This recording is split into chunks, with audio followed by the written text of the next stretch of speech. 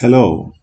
In this video, we are looking at Microsoft Excel. So let's open Excel. I can just open Excel by typing in the search box and clicking on it to open the Excel. Then I click on blank document. Or you can also, when you start your tutorial, you can actually open Excel and then look at the template in Excel.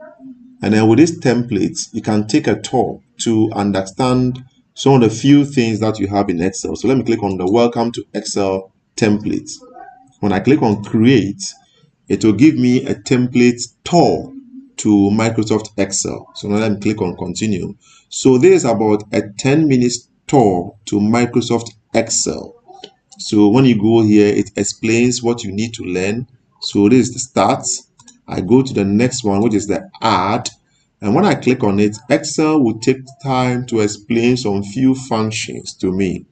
So you can actually go to that site to go and look at how these functions are done.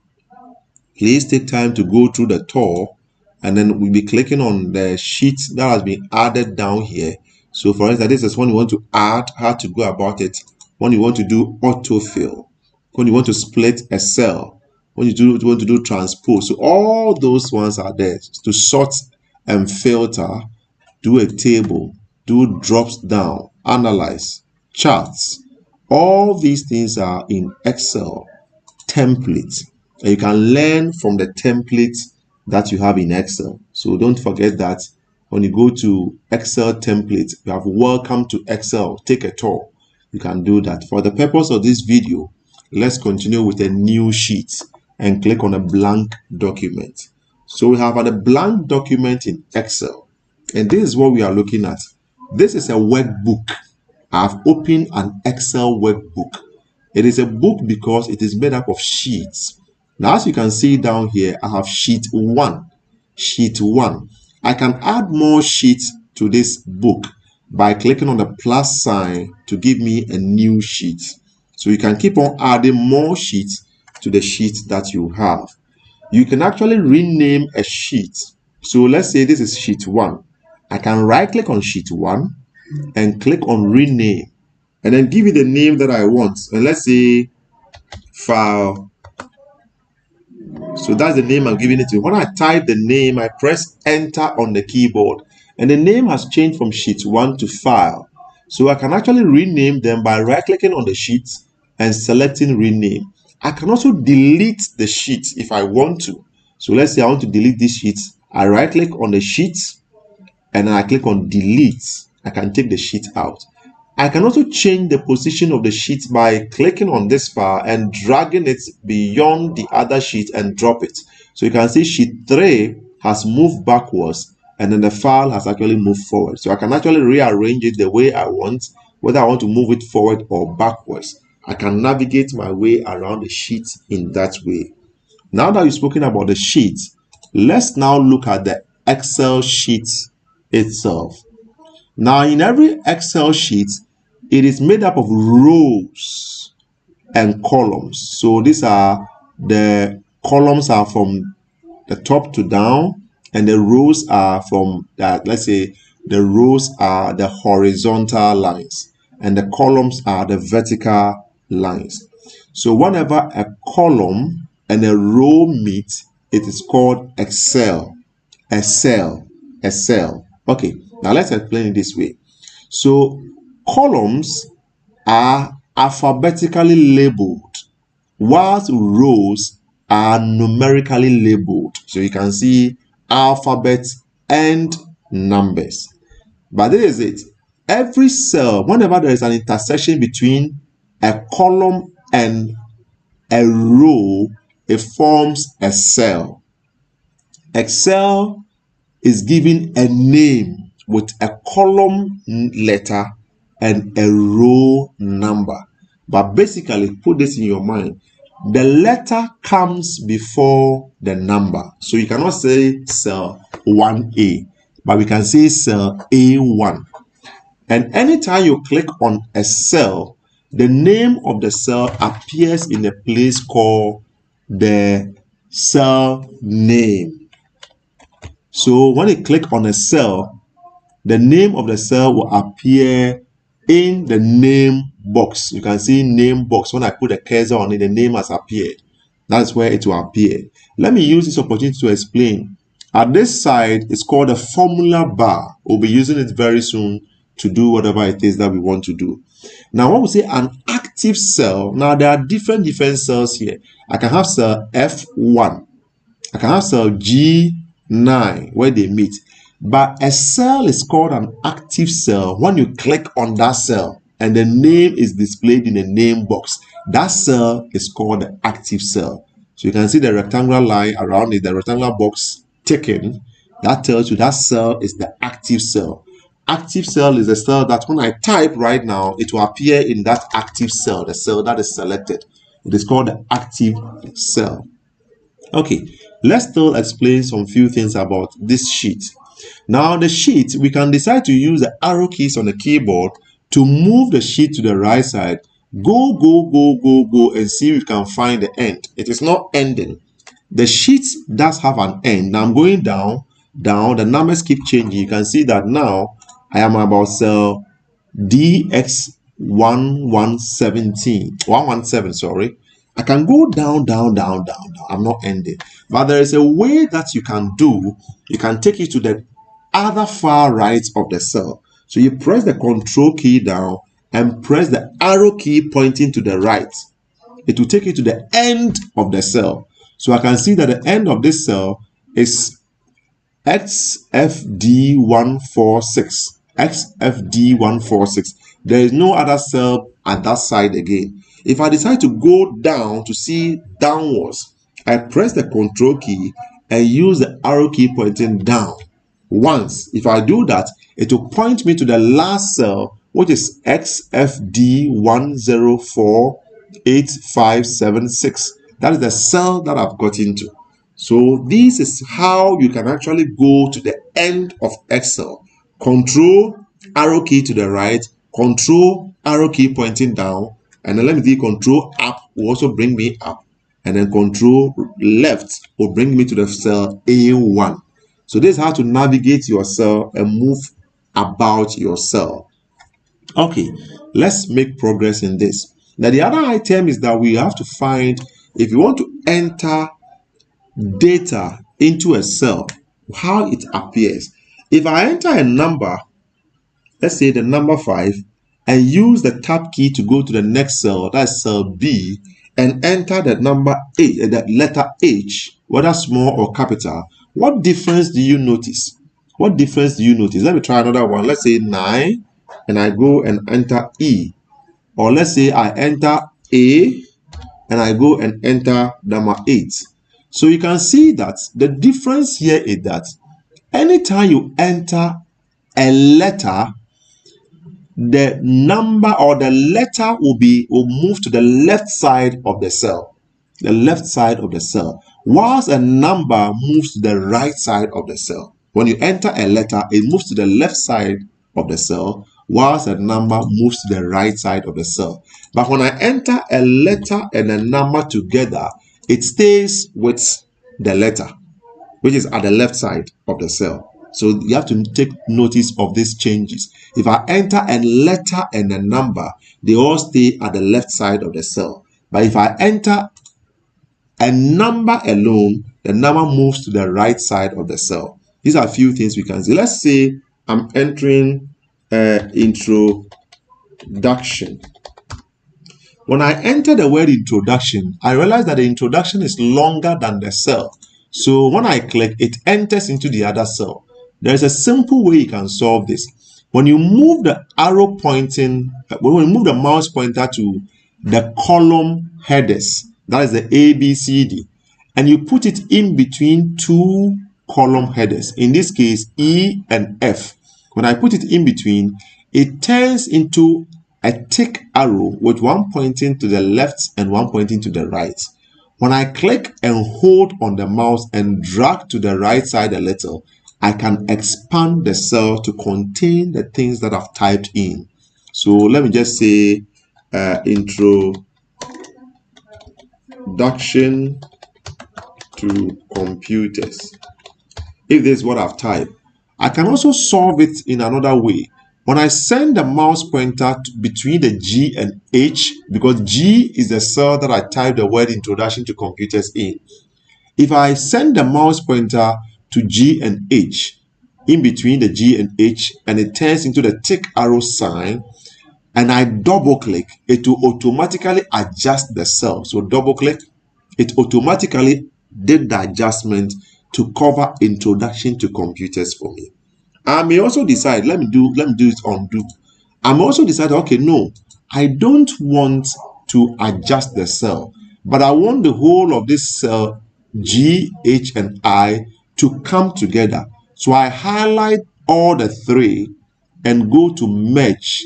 So I click on merge. There are options for merge center, merge across, merge cells. So I click merge center, and then it will merge the three cells for me. This means that it has put the three cells together as one cell, and I can continue to type the things that I want to type under it. So I'll be able to merge this cell into one.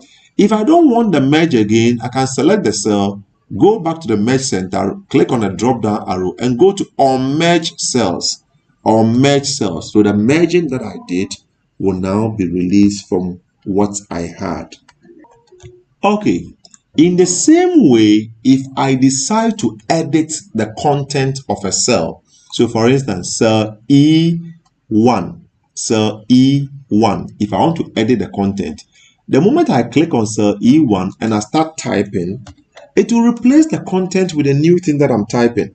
So if you want to edit a cell, what you do is that you double click on the cell. When I double click on this cell, it will now send the insertion point and it is blinking. Now I can take my time and let's say delete what I have.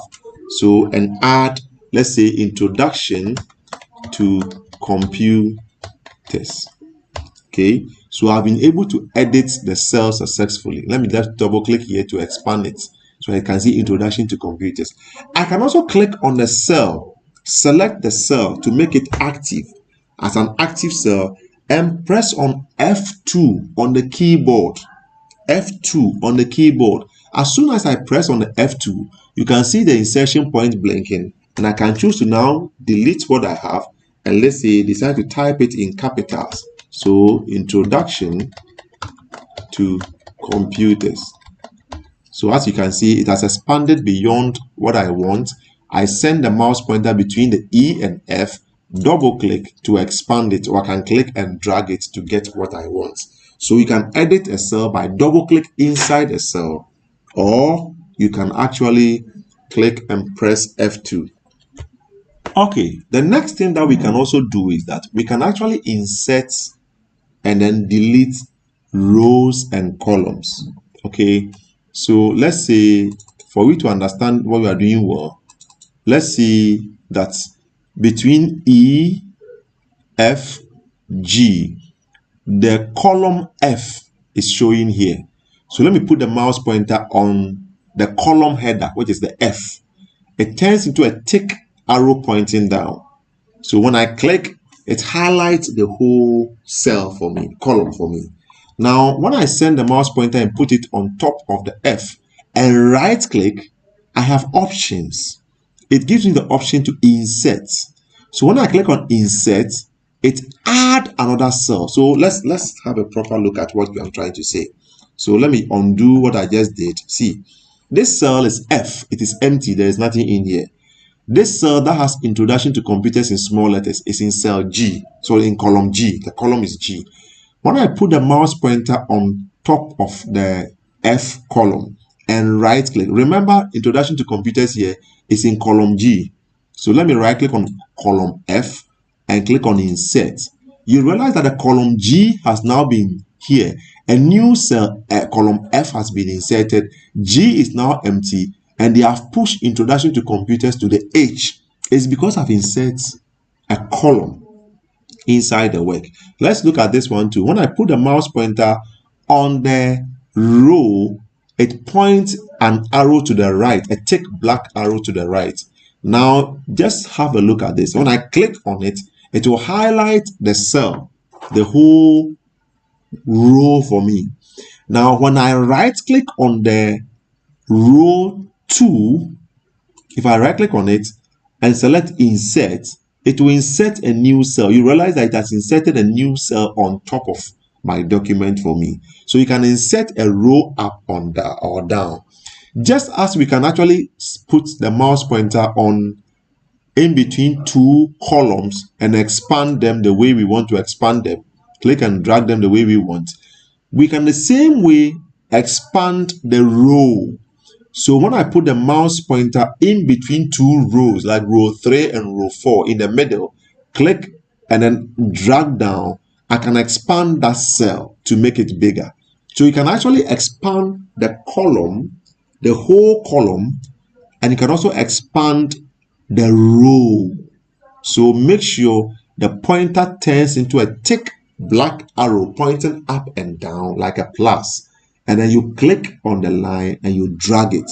By so doing, you will be able to adjust the width of any cell or any row or any column that you want to do. In the same way, let's say I click to select this cell. You shouldn't forget that when we were doing Microsoft Word, we have the clipboard. The clipboard is also here. I can actually come to the clipboard after selecting an active cell and come and copy. Click on copy. Come to another cell, click there and go and paste it. So I have the same content pasted. Let's say in a case, I want to make this one bold, right? And maybe color it to red. I can actually click on that active cell. And just like we did in Microsoft Word, click on Format Paint. Okay, so let's see how we go about that. Let's see. Just wait a minute. Let's see how we go about that. Yes, so as I explained, just like we were doing in Microsoft Word, I can select the cell to become an active cell. Then I go to Format Painter and click on it.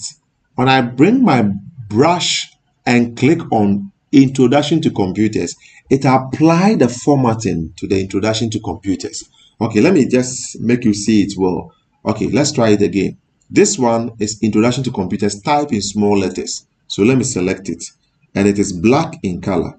Select Format Painter and come and click on Introduction to Computers. So it applies the formatting changes on it. The color was black. It applied the formatting colors on it. So now I can actually use the Format Painter to apply the change that I want to apply on any cell that I've selected. It will apply the changes for me. So we can also use the Format Painter here. We can also format currency and percentage. For instance, if I type 70 here or 7 here and I apply percentage to it, I can actually select the percentage that I want and apply to my work. So after typing the 7, let me just click away and come and click on the 7 to make it an active cell. So I want you to notice something. When I click here and I type 5, because the 5 is still active waiting for me to type something, when you come to the command, when you come to the group under the home tab, which is numbers, it is inactive. There is nothing there for me to do. But when I click somewhere and then the 5 that I type is registered, and now I select the 5, the cell again, this section of the number is active. And when I click on percentage, it makes it 500%. It has multiplied the 10. Percentage means 100. So it multiplied my 5 by 100 to make it 500%. So if I needed 100%, what I have to do is to click here, type 1, click away, select the cell, and go and click on 100. Or click on percentage, sorry. It makes it 100% for me. So who can guess if I want 25%, what do I type in the cell if I want 25%? I know you have guessed, but it's going to multiply it by 100. So let me click here and type 0.25. 0.25. When I select the cell and click on 100%, it changes it into 25%. So I can actually apply my percentage there. Now let me just show you how to reduce decimal numbers. For instance, you are typing and it gives you, let's say, let's do a division here. Let's do 2 divided by 3. and press enter. So it gives me a date because I went for numbers. Okay, let me just choose something else so that I type it differently for you. You understand why it gave me a date instead of giving me what I want. Okay, so let's go about this and see this way. Okay, so let me explain to you why. When I select here to type in what I want, under the number, it is general. So Excel will assume for me. Now, when I change what I want to type into numbers, and I type 2/3, and I press enter on the keyboard, now it gives me a decimal place. Because why? I selected number. So Excel now understands what I really want to put there. Now, when I select this, I can actually use this to increase or decrease the number of decimal places that I want. So as I click on the decrease decimal, it reduces the number of decimal places that I have. It's all under the number group. And when I click on the increase decimal, it increases the number of decimal places that I have. So I can actually use that to manipulate what I want. When I click on a drop down arrow, I can decide what I want. So if it is currency, then I choose currency. Now, for instance, I have typed a number 7, and I go click somewhere and click on the number again. Then I go and click on the dollar sign, the drop down arrow, the accounting numbers format. I click on it and it gives me a drop down. I want Ghana Cedi, so I come to more accounting format and click on more accounting format. When I do, I have the accounting here.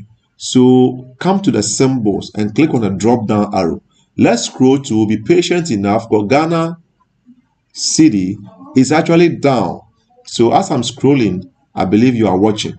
So we scroll till we get to where Ghana Cedi is. So these are accounting. So these are actually money that we are talking about here. Okay, so we are scrolling down as I'm going. So you can see Ghana Cedi here. Some people write it GHS, some people write it GAC. So we can click on the Ghana Cedi. Now click on OK. You see, it has inserted my Ghana Cedi into my work. And you know it is 7.00. All that I did was to type the number, let's say 80. And then when I typed the 80, I selected here, I came to the accounting and looked for more accounting, and then click on the drop down arrow. Scroll, go down, and I found my Ghana Cedi, and I click on my Ghana Cedi. As I click on my Ghana Cedi, it's added the symbol to it, and I have this, and I have OK. So it changes the thing to Ghana Cedi. Okay, so at this point, what we want to do is to look at autofill. We can actually use Word to autofill some information. So for instance, let's first work with, we have months of the year and days of the week. So you can see that this is actually Monday, Tuesday, and then we have written months of the year. It is deliberate. So I can click to select the month of the year, and notice that this one is covering 2 cells, as in 2 columns. That is A and then B. It is covering them. So when I click, I've selected the 2. So I can actually click on it. It turns into a tick plus sign. You can see a white tick plus sign. I click on it and drag it. Let me just do it well. It turns into let me select it first. Now it turns into a tick plus sign. Now as I come down to the edge of the line, it turns into a 4 arrow. So I click and now drag and I'll drop it where I want to drop it. Then I can go back to days of the week and select it. And when it turns into a tick arrow, then I will do that. Okay, so you have to be mindful of that. So when I send the mouse pointer to days of the week, white tick plus sign, as I bring it down small, it turns into a 4 arrow. So I can now click, drag and drop it where I want it to be, and I'll come back and select month of the year, drag it and go and drop it where I want it to be. So by so doing, I've moved this to their positions that I want. Now let's do some autofill. So you see, Excel understands that this is Monday and this is Tuesday. Now when I bring the mouse pointer to the word Tuesday, and it turns into a tick plus sign, and I bring it to the edge. That is you know it's a rectangle. So at the bottom right of the rectangle, there's a dot, a tick dot there. So when I bring the mouse pointer there, the mouse pointer will change into a plus sign, a tick plus sign. When I click and drag down, Excel is able to understand when I drag down and I release my finger from the mouse, you realize that it's able to do the date for me. It was Tuesday, Wednesday, Thursday, Friday, Saturday, Sunday. It starts again from Monday, Tuesday going. So until where I'll drop it, Excel will do the autofill for me. Because why? The days of the week are actually a predefined term that Excel understands. Now, how about if I have the short form of the days of the week, like I have mon, M-O-N, and then Tuesday in this short form. Let's select only the Tuesday and bring the mouse pointer, to the bottom right corner of the rectangle. It turns into a tick plus sign and I drag down.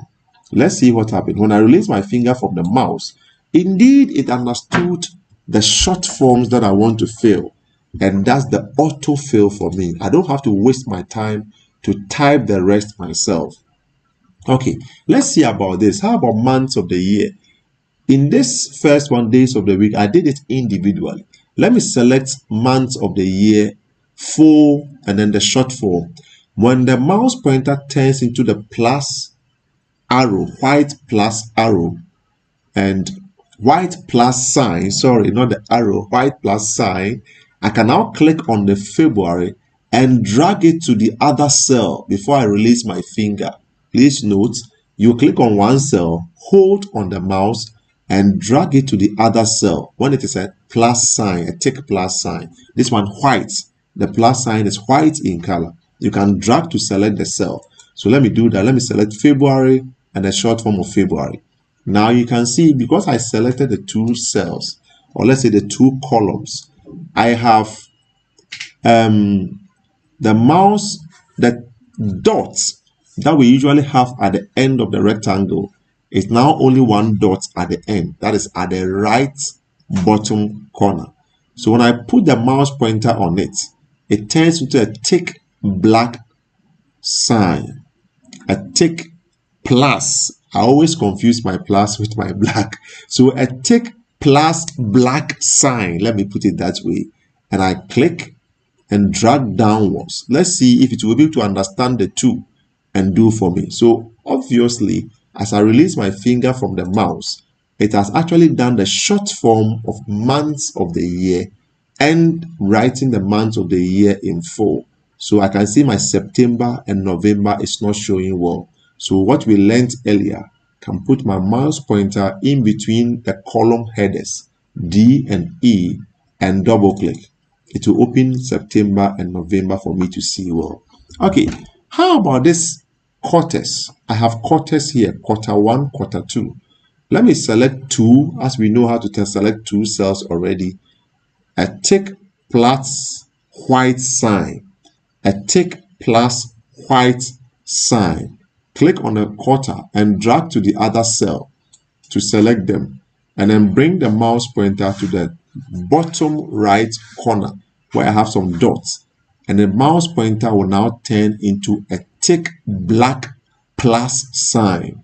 Then I'll scroll down, click and scroll down and release my finger. So you see, this one, it says quarter one, quarter two, quarter three, quarter four. Then start from one again. Why? Excel understands that quarter means dividing the thing into four. So once it did into 4 quarters, it started again from quarter one. So basically, it has done the autofill for me. I don't need to retype it. Now here we says odd numbers. I know the title is supposed to be counting numbers, but let's try something. If I select only the 3 and I bring the mouse pointer to the dots at the right bottom corner, click and then drag, does Excel understands that it should do the numbers for me? When I did, it only repeated the 3. So let's undo this. Let's go to undo and undo it. It means that Excel couldn't understand what I wanted to do because I selected only the 3. It is not a predefined term. But when I select 2, it turns into a tick plus white sign. I click inside the 2 drag to the 3 to select the 2 cells, and bring the mouse pointer to the right bottom corner. Click and drag down. Excel now understood, after selecting 2 of the cells, understood that yes, I am doing numbering. So he was able to do the numbering for me. Let's undo this and try something else. I believe you remember how to edit a cell. So with odd numbers, let's now try to put in odd numbers here. So let's make here 3, and then let's make here 5. And then we select these 2 cells together, and we come and we drag. So let's see, now it understood that we wanted to do odd numbers. It did it for us. Now let's come to this even numbers as well. As you know, when I select only the 6 and drag down, Excel wouldn't understand what I want it to do for me. But when I select the 2 of the cells and then click and drag it down, Excel will understand that I wanted to do even numbers. So it does the autofill for me.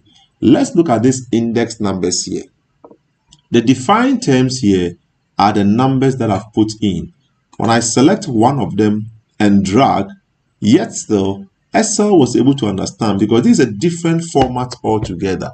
So indeed, it was able to continue the numbering for me as I selected 1, because the number there started from 1 and the sequence were the same. If you look at the sequence, all that Excel had to do was to change the number at the last end, increasing it from 1 to 2 and from 2 to 3. That is all. The rest were repeated as I wanted Excel to do for me. So what we did here is called autofill. So you can actually type some series of numbers, and then you ask Excel to autofill the numbers for you. In our next video, we'll be looking at more details work about Excel, how we can use Excel to count, how we can use Excel to filter, and to do so many other things, and how we can use Excel to calculate scores for grading. We are going to look at all this in our next video. So for our first video in Excel, this is the end of the video. Thank you. I mean the end of the lesson. Thank you.